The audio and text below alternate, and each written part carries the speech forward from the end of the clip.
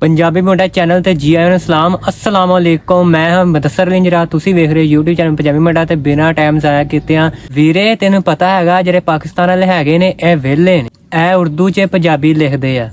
ਚੋੜੀ ਆ ਜਿਹੜੇ ਸਿੱਖ ਹੈ ਨੇ ਨਾ, ਇਹ ਵੱਖਰੇ ਆਪਣੇ ਗੁਡੋਏ ਛੱਡ ਕੇ ਤੇ ਪੰਜਾਬੀ ਲਿਖਦੇ ਨੇ।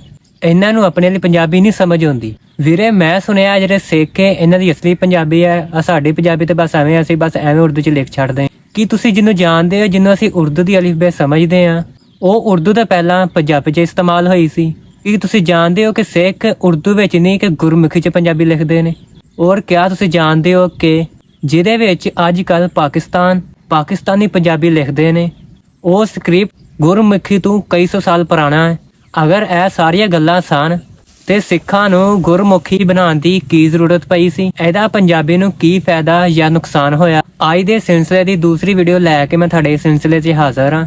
ਮੇਰਾ